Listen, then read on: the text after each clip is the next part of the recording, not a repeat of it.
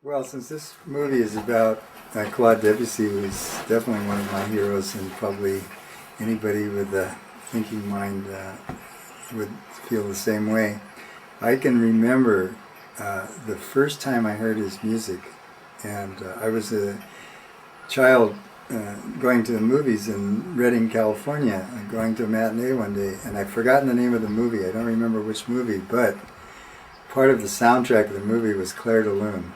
And at this time I was not quite into classical music yet. I was still playing piano by ear. I hadn't started taking music lessons, so I didn't know anything about Debussy. I didn't even know it was him. But the next time I heard Clair de Lune, I did know who he was. And what happened about that experience for me was that I heard in Clair de Lune something different than I'd heard in any other classical music. And even though this is one of Debussy's early pieces and probably not considered maybe his most radical piece looking eastward, but still it had that element in it, and there's a part of it that just transported me, totally transported me. So that, I've always thought about that moment as being the beginning of my interest of the music of the East. That hearing that from in this movie soundtrack was the first time I'd ever thought about a different kind of music than what I experienced as a kid in Western music.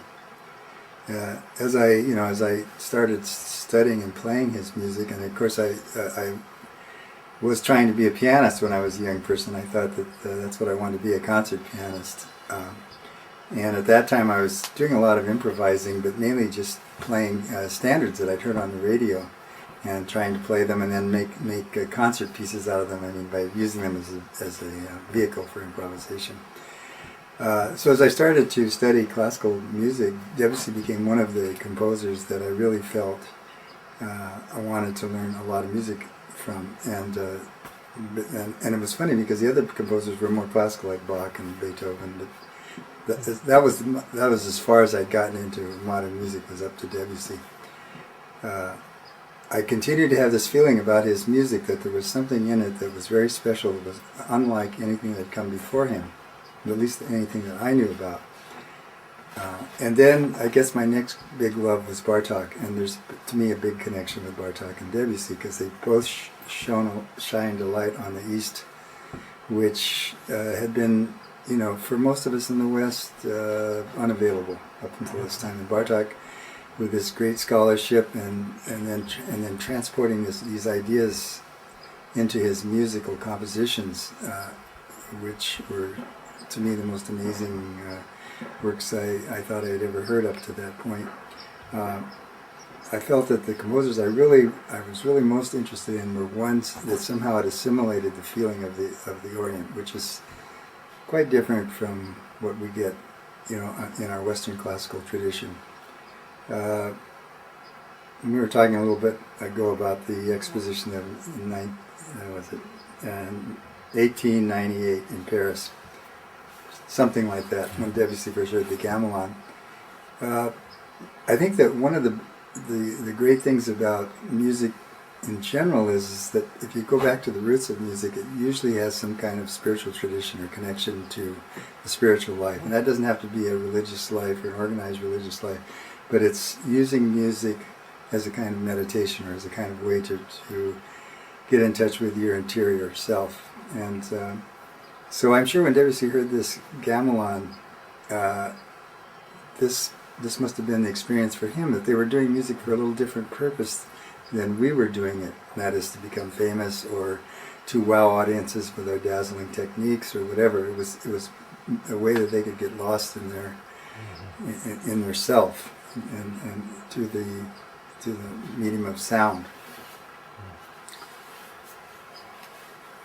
I had this experience many times when I was trying to find a voice in music, and another time it came for me was when I'd first gone to the south of Spain, 1961, or maybe it was 1962, and we rented a house. We first arrived in Spain, we got off the boat in Gibraltar, and we rented a house in Algeciras, which is the tip of Spain, and I got myself a little transistor radio, and I'd tune into Suta, which is a little village across the Mediterranean, but on the North African coast, on the Moroccan coast.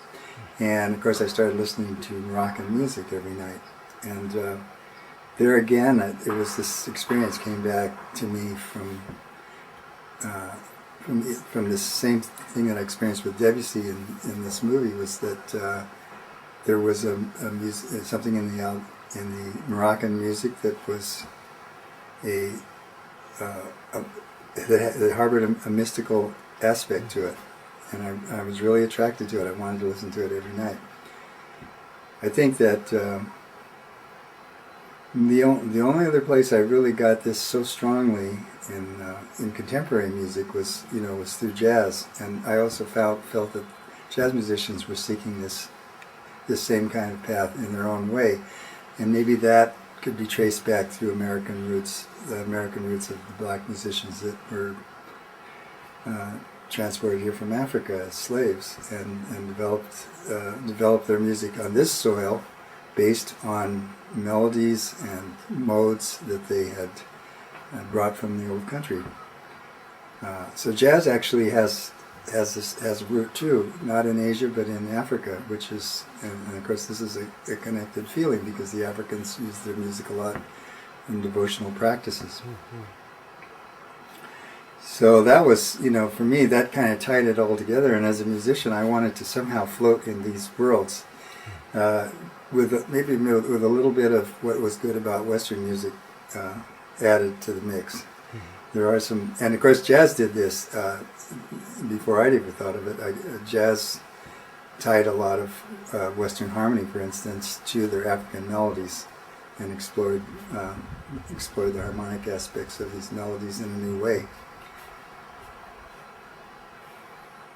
So for us, who are really interested in improvisation, it seems like these are natural sources that help us to. We don't have to reinvent everything. I mean, but we can kind of stand on the shoulders of all this great music that's been done in the entire world. And today we have, of course, so much access to our to the recordings from every corner of the globe, and which I find is just an amazing facility for young musicians. I don't know what it would be like to be 20 years old today and have this really easy access to all the musical traditions of the world. I remember how hard it was to find, going to a record store and trying to find Indian record or and that was, if you gotten to that point, you were lucky because then you at least knew enough to go look for one. But for a lot of people, they didn't even know that there was a different kind of music. I guess in the West we tend to have a little bit of an arrogance that we always have, everything we have here is the best, and everybody else is just a little bit less gifted than us Westerners. But now we see that that the traditions of Asia and Africa were such lofty traditions in terms of how the slowly developing art over thousands of years was able to achieve really great moments. I started studying Indian music really seriously in 1970. I went to India for the first time with Pandit Pran Nath, who was my guru. I became initiated while I was still here in the States, and decided that I really wanted to devote myself as fully as I could with everything else I was doing to studying Indian classical music, and not just not because I liked the music. I didn't want to just patch it onto something that I was already doing. I wanted to have a really good knowledge of the tradition and practice it so that I could benefit from that. And I was so amazed that as I was learning all these compositions from Pandit Pran Nath, a lot of them nobody knew who the composer was, and they were such fine works. They would stand, definitely with the great masterpieces of Western classical music. However, they work on a much different level. They're not quite so expansive, and they're dynamic. but the intricacy and the subtleties and the nuances in the music were unparalleled. And it kind of amazes me that people for hundreds of years could be singing these compositions and not know who wrote them. And that didn't seem to be an important thing, where for us here we really, everybody, all young composers wanted to be like a Beethoven, wanted to revolutionize music and become the next, cornerstone upon which future generations would sit. So in India, this didn't seem to be important. The value of that you did your work while you were here and you enjoyed it, and you pass it on to your students and disciples, and then they did the same thing, and that went on like that for centuries. And in that process, names became kind of unimportant. There are definitely composers in India who are well recognized, people like Tansen and Sadarang and people who have because one thing they do, which is I think just really a lot of fun, is they put their name in the composition. And so the ones that wanted to remember, in the poetry they included their name. So then they would be remembered every time someone sang this composition. But for a lot of them, they didn't do that, and we don't know who they were.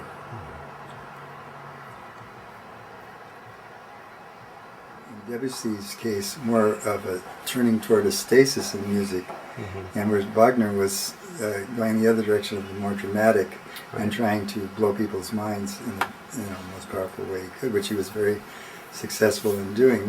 Maybe it was a kind of, in a certain degree, an end point of Western harmony, or close to the end point of Western harmony, the development through Wagner.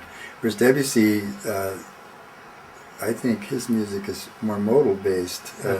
He had, and a lot of parallel harmony, uses harmony in parallel ways, which are very powerful. And of course, we're taught as students not to do parallel movements and fifths and things like this. But of course, Debussy put his stamp on it. And the other thing, using the whole tone scale, which is a rootless scale, doesn't have a fifth degree of the scale, and where each tone is the same size, also gives you a kind of floating quality, almost an ungrounded quality, which was something that attracted him a lot because it turns up in his music so often, and at a very early stage. So obviously modes must have meant a lot to him, and the modes created more of a stasis in his music, or static quality. It wasn't so dramatic, but it was very beautiful and very mood-oriented. Once you get into modes, and you do have stasis, you do want to then bring it into focus. And the piano, which dominated Western music, since it was very a large contributor to equal temperament. And that means every half step is the same size interval, which is a little bit like homogenized milk. It's very tasty and it works very good, but for modal music it loses the characteristic of having different size intervals. So I think the next step for Debussy would have been, in his practice, probably to find different tunings that really accommodated some of these ideas that he was working with. And he definitely points at them in his music. Right now I've got my piano tuned in the tuning that Bach used for the well-tempered clavier, which I find you can play in every key, but all of the thirds have a different size, so that it's like having a bunch of children, all from the same parents, but one has nose is pointed down, one's a little to the side, whatever, how faces change in siblings.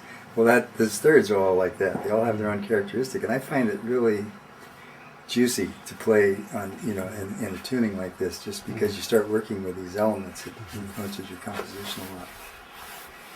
Bach left I don't know if you heard about this, but there's a scroll across the well-tempered clavier that everybody thought for years was just a calligraphic scroll that he made, just a design. But it turns out and this is open to dispute, but very possible it's true, is that it's a key for how you tune the well-tempered clavier. And each one of those little loops represents a fifth in tuning fifths. And if some of the loops are plain loops, some of the loops have a knot in them, and some of the loops have two knots in them. So the one knot reduces the size of the interval by one portion, say a sixth of a comma, and two knots reduce it by two portions. So it was the key to how Bach tuned his harpsichord. So anyway, my piano tuner really got into this, and he's tuned it for me, and I find it makes a really big difference in the way you play music that was written for equal temperament. You know, one of the things that happens for, I think, a lot of these composers that we've been talking about, like Henry Cowell, Harry Partch, Lou Harrison, Lamont Young, is that a lot of them were, and John Cage, a lot of them were Californian or Californian transplant composers who lived here for a long period of time.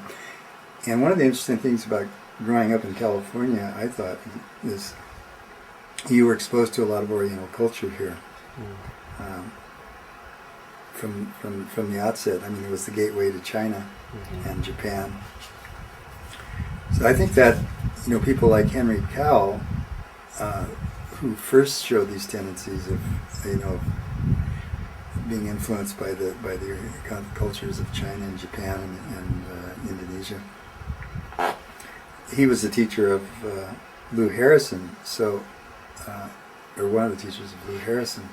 So I think that these people were feeling more the magnetism of the Pacific Rim cultures, you know, China, Australia, and more than Europe. And that's why I think things developed a little bit differently with most California composers than they did with people on the East Coast, who were connected more strongly to Europe.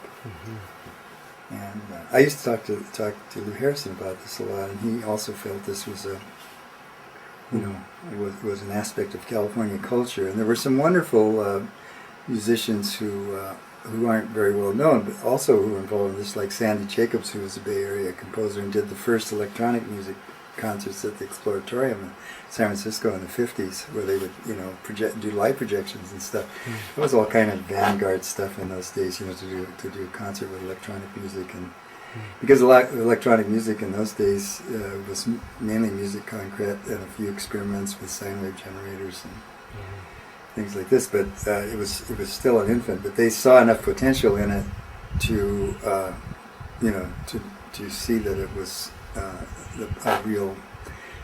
held the potential for a really interesting art form, which of course then later on, you know, got into rock music and rock concerts and the San Francisco Tape Music Center in the 60s was an interesting place because they were also Tony Martin, who did the light shows for the Tape Music Center, was one of the first big light show artists for the Fillmore Theater and places where they were doing rock concerts. So that there was a close connection here, even between pop music and so-called serious music. In the 60s? In the 60s and 50s even, yeah. And these things are all related in a certain way because they're all, you know, it's all people being subject to the universal mind, which I think directs our, you know, whatever that is. We're just, as artists, I don't feel anything ever really originates with us. We're just antennas for what's going on in this great consciousness that we're all a part of. The people who have made big contributions, like Einstein, I think they're just people who have their antennas up there, and they're, you know, they're able to receive this knowledge. And he probably doesn't know himself how it happened, but he spent his life trying to figure it out. And maybe beyond, maybe universes, we don't know, you know. Yeah. But aspects of that, I think, as defined by music and philosophy, can appeal to certain segments of the population, and I think that also comes through the land itself. If, you know, people who live, for instance, in Tibet think a lot differently than people that live in the Sahara. And the land is so different, and and a lot of our knowledge comes right out of the land. And as musicians and artists, I think we take so much out of our environment to build our thoughts on. How about here? Well, this place, as you can see, is very inspiring. I mean, with nature, and as you're here longer and you start watching, all the critters that live around you, and I think that it as an artist, it's a very helpful place to live. You can get long periods of time of solitude, which I like. I don't think all artists like it, but I like it. And that's why I came here in the first place. I came here just after I started studying and reading classical music, and I was living in North Beach at the time in a loft, and it was so noisy. I was trying to tune my tambura, and I couldn't hear the pitches and the strings. Because you have to tune a tambura, you have to be able to, just like tuning a piano, count beats, and so that you're getting 0 beat frequencies in your tambura and perfectly in tune. And I was frustrated in the city trying to do that. So I moved up here. One of the reasons I moved here, the other thing, having small children, I wanted to raise them in the country because I'd grown up in the country, and I felt that it was one of the happiest times of my life. Being able to go outside and just run through the woods. I feel like Debussy would be part of my musical community for sure. And I feel that things that he loved and things he expressed in music are so very close to and have been with me my whole life. That same, trying to express in many ways a similar feeling. And I play a little piano too. He was a great pianist, so the instruments are the same. If you're a pianist, you can actually bond with this music, even if you can't play it perfectly. You can at least see what he was doing and experience and sit at the piano and actually feel that. And of course, you played the Debussy piano, so there's the ultimate, what he was actually hearing, you heard. But I felt like the thing that pulled me was to always be in the moment in music, and so improvisation was important part of it.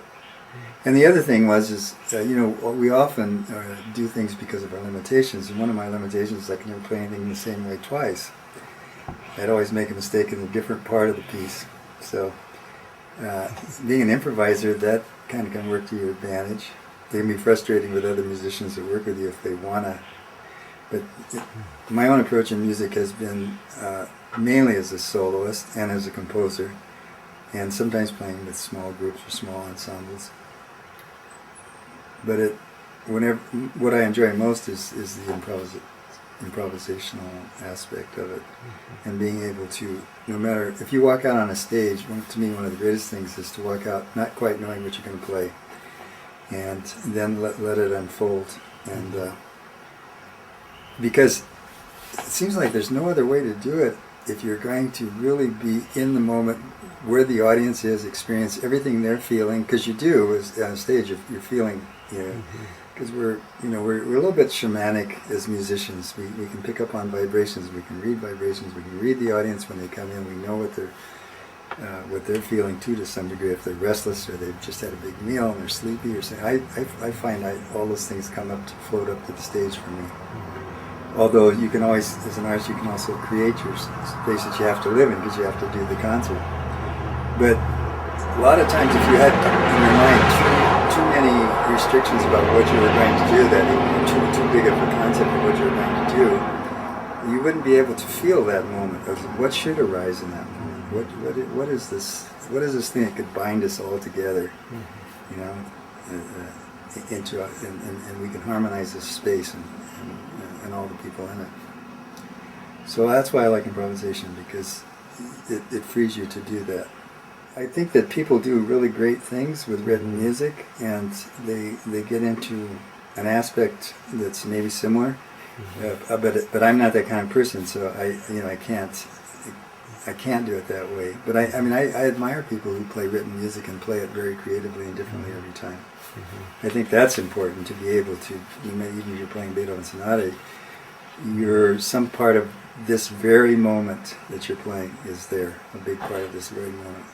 That's why music critics drive me crazy when they expect only a certain kind of performance out of an artist. I mean, that's giving him the artist a death sentence, to say, well, he played this, but he played too slow in the in the minuet or whatever. I always thought that was no. We have to listen to what's going on the inside.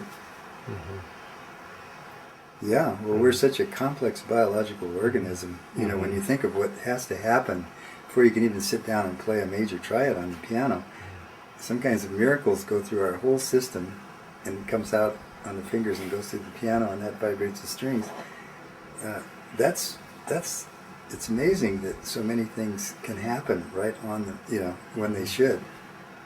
Not to mention even what happens after that. Yeah. Yeah.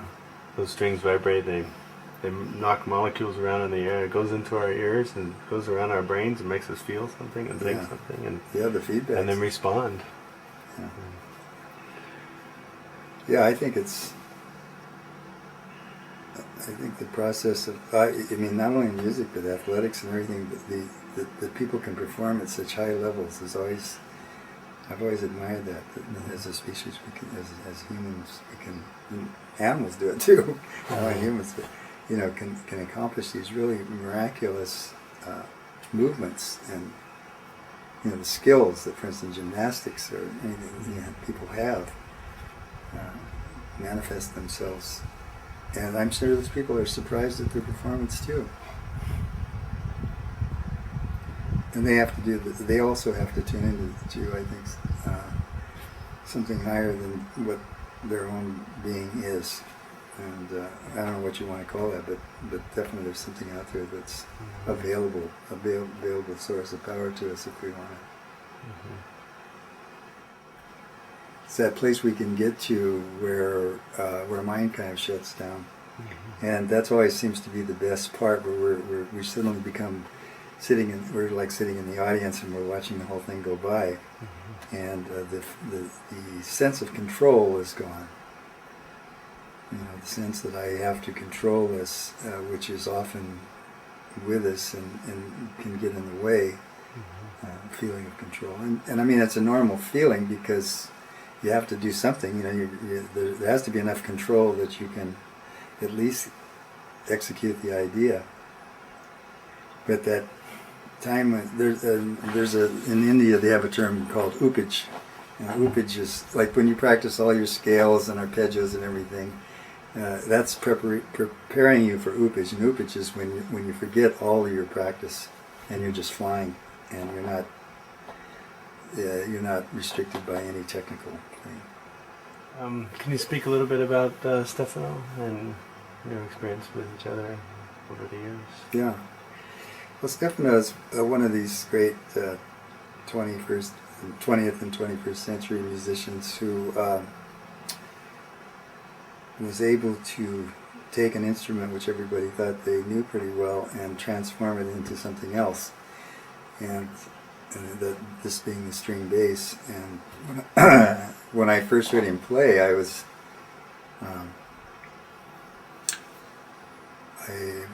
at a gallery down in Los Angeles and was late to the concert, and the gallery had a long hallway coming into where he was playing, and I thought it was he was playing with a bunch of other musicians. So I kept hearing horns and all these different instruments as I was walking down the hall to get into the hall where he was playing.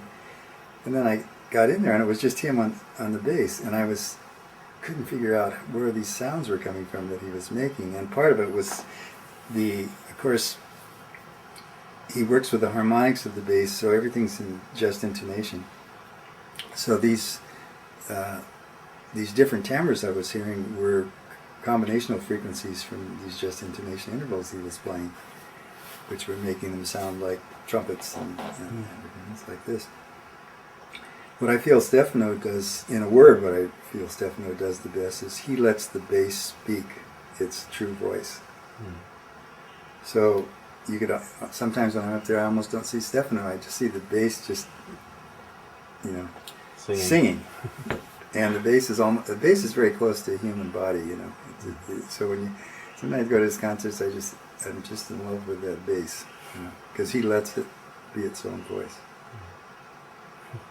And he's marvelous to play with. He's a great intuitive musician, and when you're playing with him, you feel like it's one mind working together. It seems like when I think of something, he's always doing something that's absolutely related and in sync with that, or at least it feels. If it's not, it feels right. You know. So he's a master musician in that, in most ways that you could imagine. First time he came to the ranch was shortly after. Actually, when I met him in Los Angeles, I'd met him in Europe a couple of times, but I didn't really know him then. We just met. He'd come to concerts of mine, and he was at the. I came to Macerata actually in around 1970. I don't know, mid-70s, 76 something, and Stefano was then a teenager, and he came to the concert I played, and he came to Pandit Pran Nath's concert, and he came to Lamont Young's concert there. And he always cites that as being a very pivotal point in his career too, as, you know, like what he wanted to do, what he wanted to make out of his life.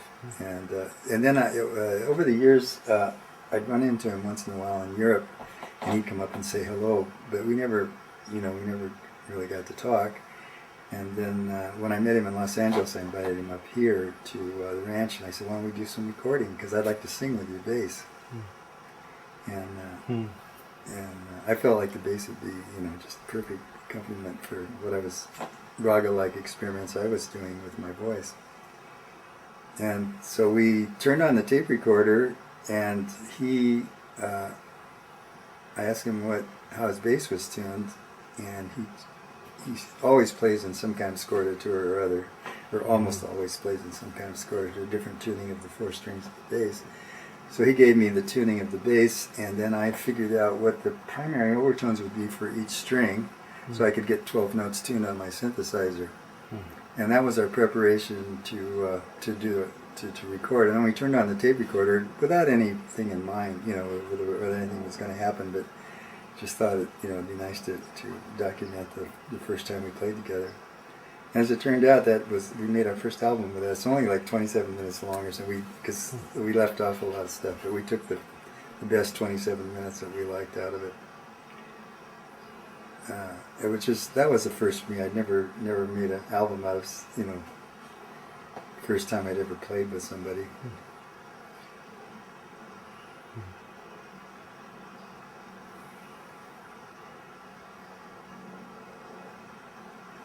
Anything else you'd like to add about Stefano? Good cook.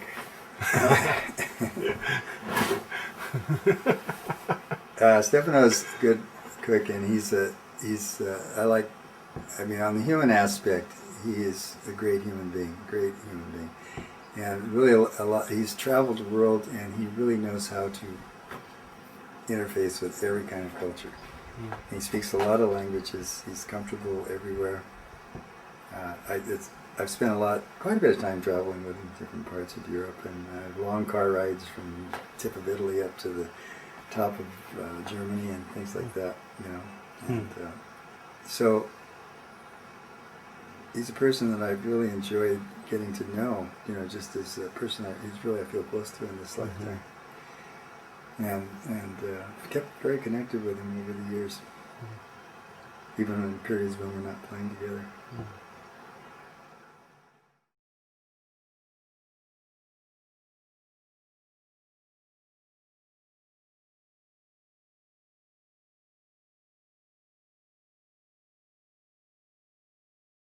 I never worked so hard for a concert to prepare, because I didn't play the organ, and I was asked to do a solo organ concert, so I had to go down to LA several times, and I felt like a very beginner. The first time I went down there, the organ builder himself, the guy who built the organ, came and greeted me and gave me a tutorial on it, and it was kind of embarrassing. I didn't know anything about, I just hadn't played organs, and so I had a few more tutorials from him and the organist at Disney Home, the guy that curates the organ there, and Phil Smith.